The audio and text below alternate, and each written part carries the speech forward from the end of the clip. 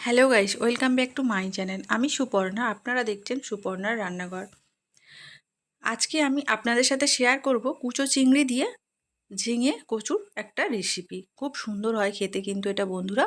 তাহলে চলুন রেসিপিটা শেয়ার করা যাক। এখানে আমি দুটো ঝিঙে আর কয়েকটা কচু আর 4-5টা ছোটো আলু কেটে নিয়েছি। আর এইদিকে কুচো চিংড়ি ধুয়ে নুন হলুদ মাখিয়ে নিয়েছি।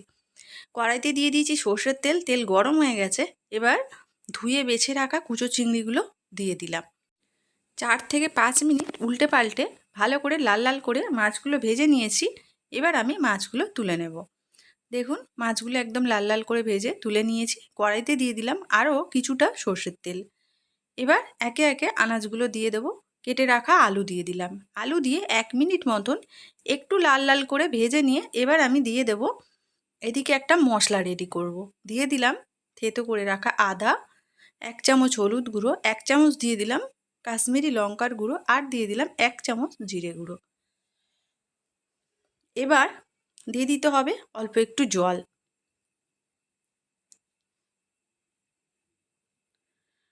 খুব ভালো করে মশলাটা গুলে এক সাইডে রেখে দেব।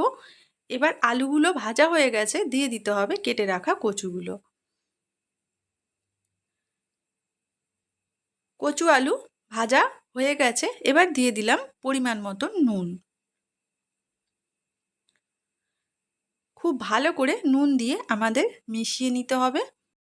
এবার দিয়ে দিতে হবে মশলার মিশ্রণটা আর অল্প একটু বাটি ধুয়ে জল দিয়ে দেব। সমস্ত কিছু প্রায় মিনিট 5 ধরে একটু কষিয়ে নিতে হবে, যাতে করে মশলার কাঁচা গন্ধটা না লাগে। দেখুন মশলা থেকে কিন্তু তেল ছেড়ে দিয়েছে। খুব ভালো করে মশলাটা একদম কষানো হয়ে গেছে। এবার দিয়ে দেবো কেটে রাখা ঝিঙেগুলো, কারণ ঝিঙে আগে থেকে দিলে গলে যাবে, কিছুই থাকবে না ঝিঙে। তাই ঝিঙেটা চেষ্টা করবেন লাস্টে দেবার।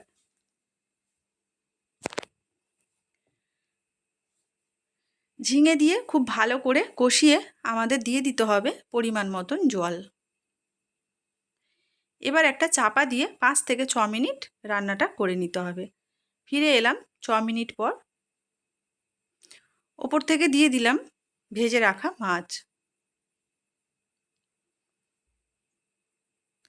মাছগুলো দিয়ে আবারও কিছুক্ষণ ঢাকা চাপা দিয়ে রান্নাটা করে নিতে হবে। দেখুন সব কিছু কিন্তু একদম সিদ্ধ হয়ে গেছে। এবার আরেকটা ফ্রাই প্যান নিয়ে নিয়েছি, দিয়ে দিলাম সর্ষের তেল 2 চামচ আর ফোড়নের জন্য দিয়ে দিলাম 2টো শুকনো লঙ্কা, 1 চামচ জিরে ধনে মিশিয়ে নিয়েছিলাম, দিয়ে দিলাম একটা তেজপাতা আর দিয়ে দিলাম 1 চামচ কাসুরি মেথি। সব কিছু খুব ভালো করে ভেজে নিয়ে ওপর থেকে আমাদের তরকারির মধ্যে এই ফোড়নটা ঢেলে দিতে হবে। এবার তরকারির স্বাদ কিন্তু আরও দ্বিগুণ হয়ে যাবে। এই রেসিপিটা একদম আজকে আমাদের কমপ্লিট হয়ে গেল। আর এই রেসিপিটা যদি আপনাদের ভালো লাগে তাহলে অবশ্যই বাড়িতে ট্রাই করবেন আর আমাকে কমেন্ট করে জানাবেন রেসিপিটা কেমন হয়েছে।